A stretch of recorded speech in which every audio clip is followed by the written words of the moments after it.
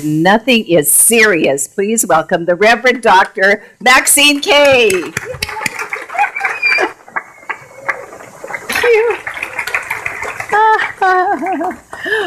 Thank you, Dr. Heather. That's a delightful memory. No, you're not going to hear anything more about that. Sorry. I am so grateful. It's been a delight to play with you all weekend. And thank you so much for inviting me, Dr. Heather. And thank you to my beautiful hostess, Reverend Judy Chapman, and my other host and hostess, her beautiful parents, Roy and June Dixon. It's just a lovely, lovely place to be. There's so much spirit here. Did you notice that? Yeah. This community is filled with joy and spirit. You know, I feel like I'm bringing water to the ocean. If I want to talk to you about joy and aliveness and so forth, it's already here. But I love to play with conscious people. I got to play with conscious people all day yesterday in our wonderful awakening on waves of awakening on sacred shores. And we know what's wonderful is that at the end of that day, nobody went back to sleep. Everybody stayed awake and alive and aware and ageless. So yes, it's been a wonderful friendship and relationship with this beloved. You're fabulous, Dr. Heather.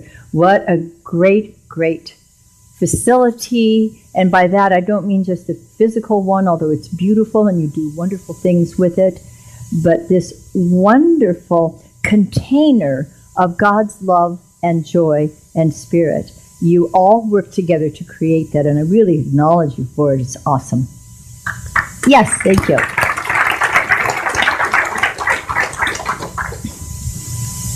I've been around since God was a child.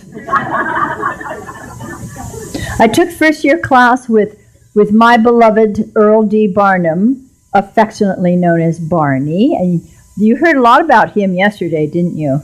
You'll hear a little bit more about him today. And I'm so grateful that I have grown up in this philosophy and it continues to grow up in me, to a degree. I remember when my mother and I took first year together, I was 14, she was a little older, a lot older. I had an older mother. In fact, yeah, I remember at one time, well, all our mothers are older than we are, aren't they? Come to think of it. But I remember one day, Barney, thank God he didn't tell me this when I was 10 and met him for the first time, and he became like a second papa to me. But he seemed to know that I was going to be a minister, and he molded me, he groomed me, he motivated me, he inspired me. But one day he said to my mother, you know, Maxine is a very old soul. And she said, she ought to be. She came from a very old mother. I was the third child. I have two older brothers. And when I was born, my mother immediately went into menopause. It's like, I'm done. So it's not about age, is it? It's about aliveness. And it's about bringing joy to life, bringing out the joy from within us, because joy is a wonderful attribute of God. Everything is sacred. Nothing is serious. Can you think back to something that might have been a challenge or a problem or a concern for you 10 years ago and isn't anymore? Probably not. It's over. Okay? It's over. And if you can have that same attitude now, and we can, for the things that may feel like a little bit of a challenge to us at present, keep in mind, 10 years from now, 10 minutes from now, may not make any difference at all. So why would we get our knickers in a knot over it? You know? Why? Why do we do that? So everything is sacred. Why is everything sacred? Because it's all God. Walter Starkey. It's all God. Now, it took a while for people to figure that out, didn't it? When you go back centuries, you find that there was this great hunger for people to understand what is the basis of all life. What is our source? What's the wellspring of life?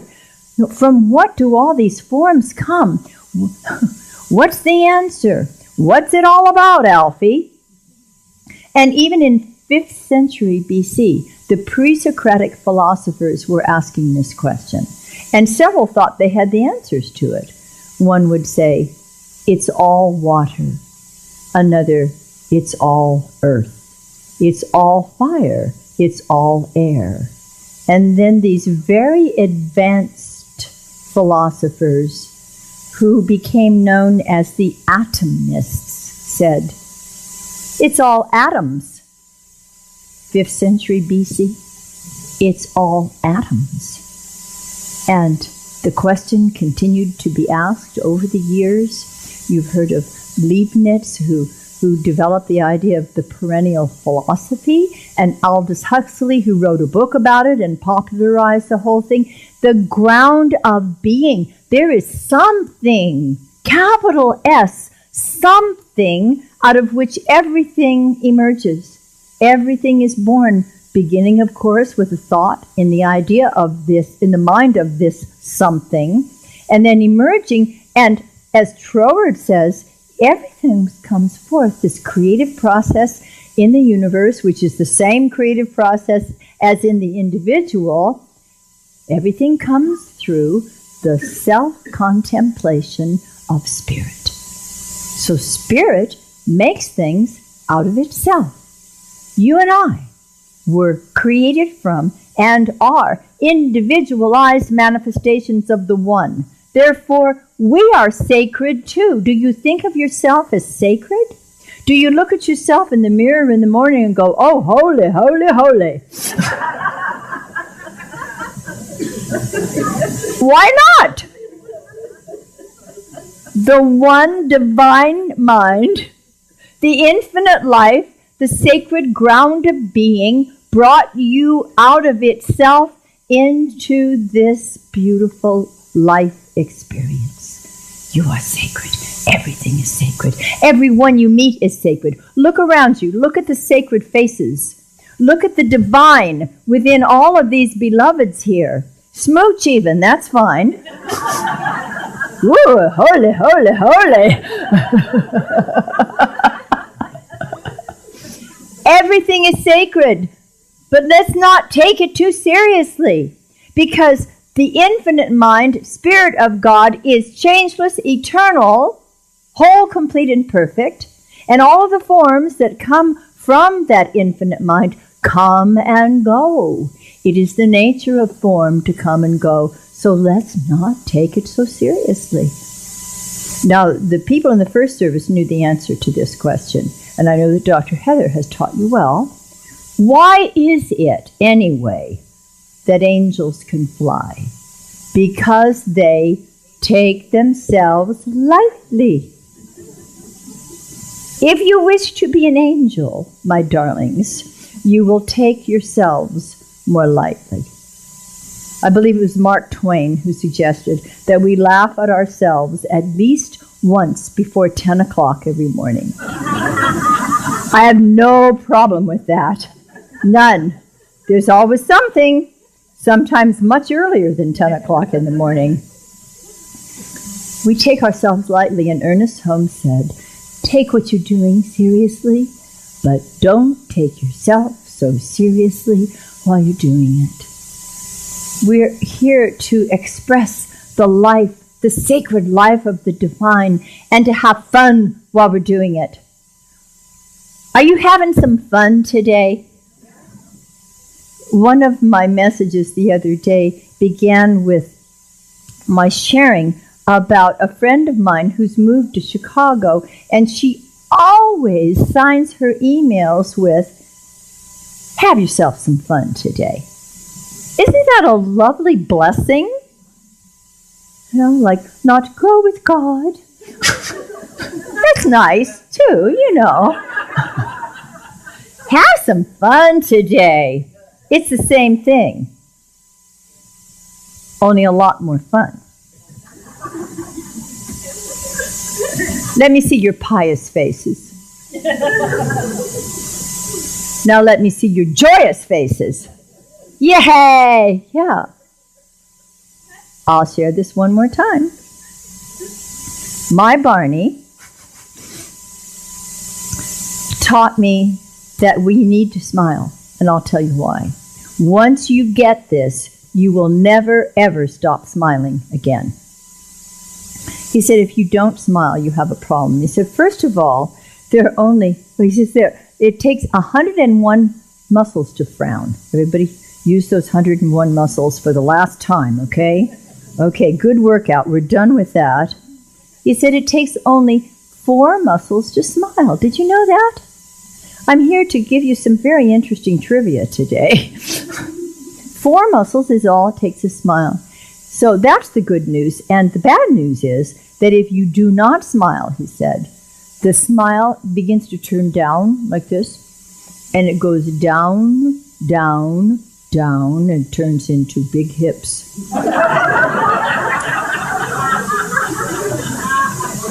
So keep smiling.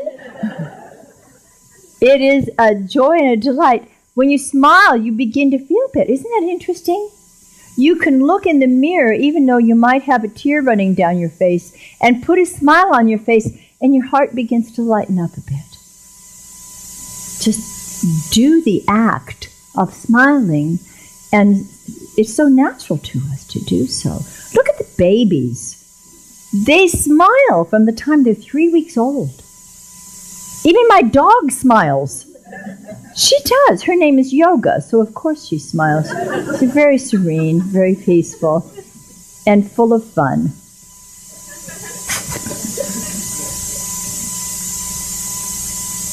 I miss her. No, I don't. I will be delighted to see her. I'll be here now, Maxine. I'm very present.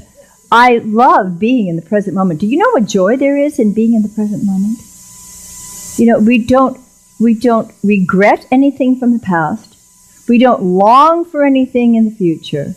But we live fully, completely, and joyously in this powerful present moment.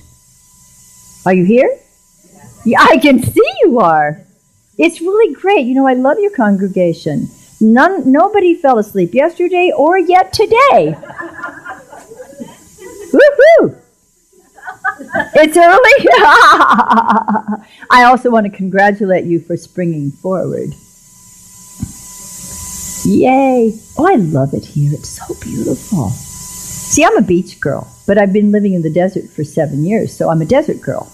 I'm a beach girl. I'm a desert girl. I'm a beach girl. It's like the fellow who went to the psychiatrist, and he said, Doc, I'm a teepee. I'm a wigwam. I'm a teepee. I'm a wigwam. And finally the doctor said, clearly you're just too tense. Oh. Talk about a groaner. I don't normally tell jokes because funny things just happen in my life, and I'd rather use the real stuff. A very important part of my vision and mission these days is to bring sacred space to sacred space. And again, it's like bringing water to the ocean, because here I am in the most beautiful sacred space. But I have brought it with me as well. And this is what you and I do, isn't it? We bring it with us. We sit in our spiritual practices, in our meditation, and then get up out of the prayer chair and walk that consciousness out into the world. And that is something that gives me great joy to do, to bring the sacred to the sacred. And in order to do that, don't I have to recognize that the sacred exists within me and within you in every place that I am? And what a delight it is to take this sense of the sacred into a room that may look or feel chaotic. Do you know how satisfying it is to bring a sense of tranquility into what appears to be chaos and to watch the room transform? Do you know what a joy it is to walk into some mundane place and make sure that you make it sacred, like walking into the post office and having the line go around the block and standing there in line and hearing people complain about why don't they have more people up there to help? and people grousing and steam coming out of their ears, and they're getting big hips, you know. And for you to walk in with your light heart and your willingness to connect with those folks and to see the divine within them, because you're the divinity as well, bringing it there and recognizing it within each other, and begin to play. People want to be tickled. They want to play. Give them that chance. And what you're going to do is lighten up the entire room. You can do it in the bank. You can do it in the car wash, in the grocery store. One of my favorite experiences of this was when I was in New York, in Manhattan. People had said to me, "Oh, don't make eye contact with anybody when you're walking down the street in New York." Are you kidding? Look who you're talking to. So of course I made eye contact with everybody. Some people even smile back. And you know, if they don't, it's not a waste to smile at somebody and not get a smile back, to say hello and not get a hello back. Don't take it personally. They're just trudging along through life, not yet awake to who they are. And after you pass them, they might stop and think, "Oh, what was that? Who was that masked woman or man? That was nice. I think I'll smile, pay it forward." But here in New York, it was so much fun. One of my favorite things to do when I go to a new area is to go to the grocery stores. I love going to strange grocery stores. I do. And I also love to shop, and I love to cook in other people's kitchens. I forgot to tell you that, so now that I'm leaving, it's okay, Reverend Judy. But I really do. And so I went into this grocery store, and here was this little New York lady, several of them actually. They were like, with their grocery carts, they were like little kamikaze pilots. And what fun it was for me to begin to play with these people. And they were all grousing and grouchy in line and everything. And the poor lady at the checkout stand, she was doing her best, to nice to see you too. And to bring the consciousness of lightness and joy, it was absolutely wonderful. People began to smile. People want to play. Wouldn't you like to help them play? Don't you know how satisfying it is to do that? I can sometimes be a bit of a domestic goddess too, and I don't mind cleaning my house, and I do. But I'd much rather clean a really dirty floor than just dust. Much more satisfying to see the difference. So it's a very creative activity. It's a good thing to do. And it takes our willingness to bring the sacred and to be willing to bring the joy. Now, my beloved Barney also taught me at an early age that we need to learn to do a graceful dance between the absolute, where God is all there is, life is whole, complete, and perfect. We are angels taking ourselves lightly, and life is a divine dance. Between that consciousness and the relative in which, "Oh, I don't feel so well today," or "Why is there month still left over at the end of my money?"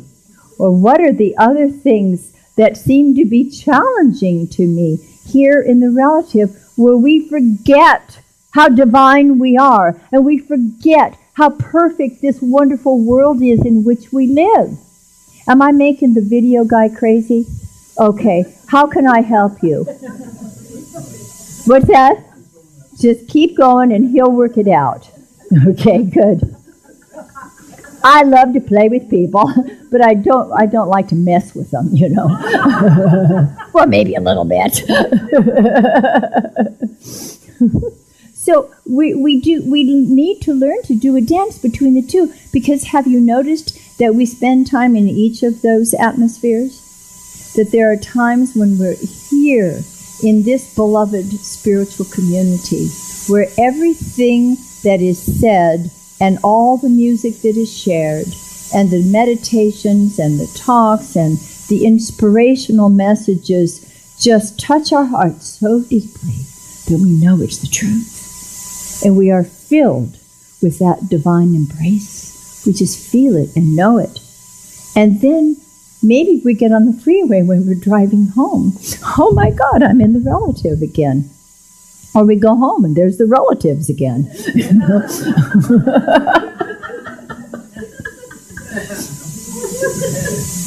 We are always at choice to see the sacred beyond the appearance, to do the dance, to go, oh, I notice I've just tiptoed into the relative here. I'm going to tiptoe right back.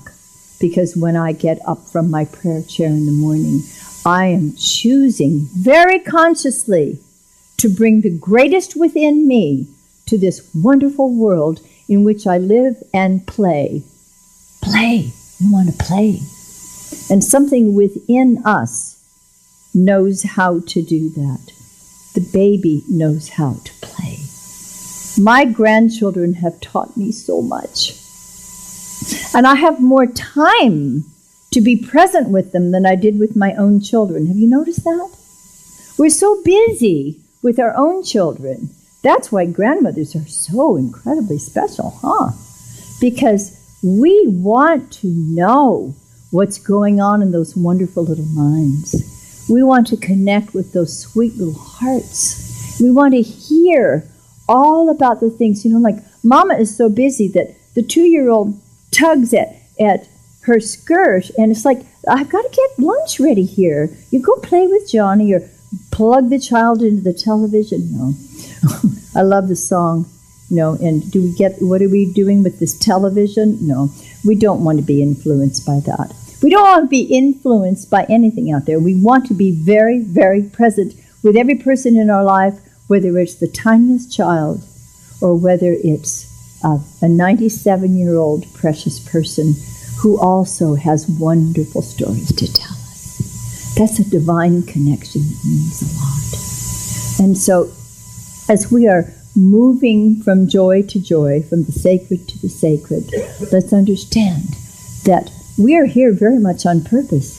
Do you know that this planet would probably spin itself in a different direction if one of you weren't here? We're all necessary. Every one of us is here by right of divine consciousness and with a divine purpose to express ourselves in this world. And if we're not doing it, if we're not expressing, we may become depressed. And, like it's been said, if you're depressed, if you're depressed and you sing, either you really can't continue to sing because you're feeling that badly, or you'll stop being depressed. Because we're allowing things to press in on us when we're down and blue, and we have a conscious choice to make of expressing that divine life from within us. And as Ernest Holmes was asked, I'm sure more than once, what's this stuff for? What's this science of mind, religious science? What is this philosophy going to do for the world? He said, it's to lift the collective unconscious. A Jungian phrase, the unconscious. To lift the collective unconscious, which is what reminds us that we do not need to be impacted by the TV or what they say, but we rather can make a positive impact upon the universal subjective mind, especially that portion of it which we call the human race conscious mind. We impact it by our choice to bring our magnificence into the world. And doesn't it make more sense for us to express ourselves outward and to make the world that works for everyone, rather than to be negatively impacted by some of this relative stuff that goes on? And again, I don't want to imply that you are the absolute people and you are the relative people. You can switch. We do that back and forth all the time. So, are you ready to experience more joy? You brought it here with you today. Do you realize that? And as you take it out into the world, you and I become those change agents now, not waiting, not hoping, wishing, praying, da-da-da-da-da-da-da-da-da. Right now, you and I can bring this divine attribute of God, which is joy. It is peace, power, beauty, joy, life, all of these attributes of God. And joy is just one of my faves. I love the attribute of joy. I love the essence of joy. I love the experience of joy. And we can bring joy into any situation. And I song about, never mind all this, I can experience bliss. Are you aware that you and I can experience bliss in the middle of a diagnosis that doesn't sound so great? We can experience bliss with 4 flat tires. It's possible. It's a choice. And what happens when we make that choice and we acknowledge the sacredness of all life and our ability to bring that sense of lightness to it is that we move more quickly through the challenge.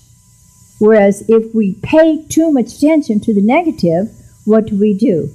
We create more of that negative. So here's what I'd love for us to do today, and that is to be very of not allowing any appearance to impact us. Rather, for us to allow this magnificence from within us come forward and connect with each other.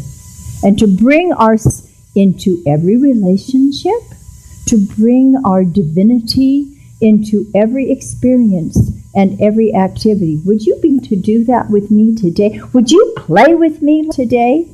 Yes. Okay, good. So it comes from within and it moves outward. And Browning put it this way: truth is within ourselves.